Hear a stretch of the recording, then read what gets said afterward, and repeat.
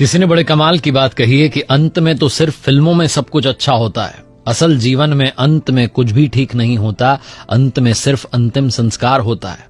इसलिए जो ठीक करना है वो अभी इसी पल में कर लो। आपके साथ मैं हूं आरजे कार्तिक, माय एफएम से। एक बड़ी छोटी सी कहानी। एक राजा ने अपने दरबार में अलग अलग देश के राजाओं को बुलाया, एक बड़ा उत्सव रखवाया और अपने गुरुजी को भी बुलाया। वहां पर राज्य की जो सुप्रसिद्ध नर्तकी थी उसको बुलाया गया नृत्य करने के लिए, और कुछ स्वर्ण मुद्राएं जो थी वो राजा ने अपने गुरुजी को दे दी कि अगर आपको लगे कि नृत्य अच्छा हुआ है तो आप इनको पुरस्कृत कर दीजिएगा, क्योंकि गुरुजी के पास में तो कुछ था नहीं। पूरी रात नृत्य चलता रहा और जब सुबह ब्रह्म बेला आई तो ब्रह्म बेला में वो जो तबले वाला था, जो संगीत दे रहा था, वो ऊँघने लगा, उसको नींद आने लगी और नर्तकी नाचती चली जा रही थी। जब उसने देखा कि तबले वाले को नींद आ रही है, ऊँघ रहा है, तो नर्तकी ने अपने तबले वाले को आगाह करने के लिए, सतर्क करने के लिए एक दोहा पढ़ा।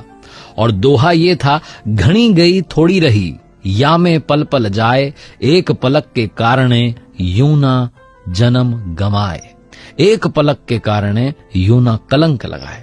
ये उसने वो दोहा पढ़ा और जैसे ही उसने दोहा पढ़ा वो तबले वाला जो था सतर्क हो गया। वो फटाफट जो है अपने वापस से संगीत की अवस्था में आ गया, बजाने लग गया।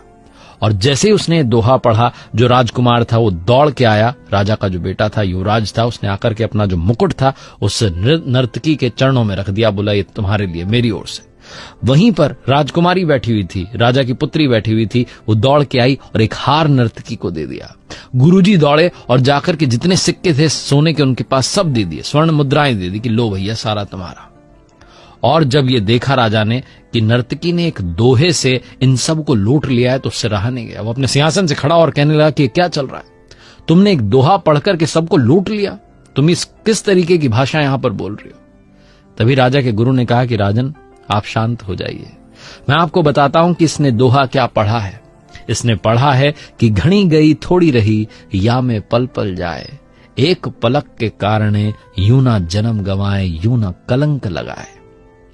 इसके दोहे ने मेरी आंखें खोल दी, इसलिए मैंने सारी स्वर्ण मुद्राएं इसको दे दी। मैं मूर्ख था जो यहां चला आया, आपके कहने पर यहां चला आया और पूरी रात नर्तकी का नृत्य देखता रहा, जबकि पूरी उम्र मैंने साधना की है, भगवान की भक्ति की है, और ये अंत में जो थोड़ा सा रह गया है जीवन, इसमें मैं कलंक लगाने चला था। मैंने सारी स्वर्ण मुद्राएं इनको दे दी, अब मैं कमंडल उठाकर वापस अपनी साधना करने जंगल में जा रहा हूं। गुरुजी वहां से निकल लिए। फिर युवराज ने बताया कि महाराज आप मेरे पिताजी हैं, बूढ़े हो चले, लेकिन आप मुझे गद्दी नहीं दे रहे, अभी भी खुद ही बैठे हुए हैं, तो इसलिए मैं सिपाहियों के साथ मिलकर के आज रात ही आपकी हत्या करने का प्लान बना रहा था, योजना बना रहा था। लेकिन इस दोहे ने मेरी आंखें खोल दी कि घनी गई थोड़ी रही, आज नहीं तो कल मुझे सिंहासन तो मिलने ही वाला है, मैं अपने ही पिता की हत्या का कलंक अपने माथे क्यों लूं। इसलिए मैंने विचार त्याग दिया और अपनी ओर से मुकुट इनको दे दिया।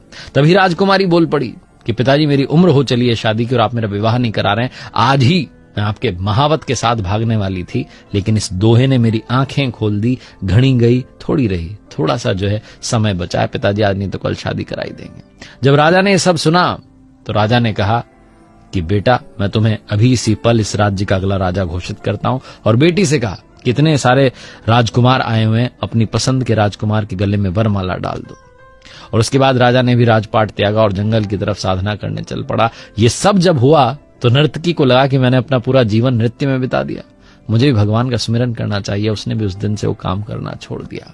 बहुत छोटी सी कहानी जिसका सार ये समझाता है कि घनी गई थोड़ी रही, या में पल पल जाए, एक पलक के कारणे यूं ना कलंक लगाए। थोड़ा सा समय बचाए, सही से इस्तेमाल करना शुरू कीजिए, लाइफ चेंज हो जाएगी। एक बार फिर से वही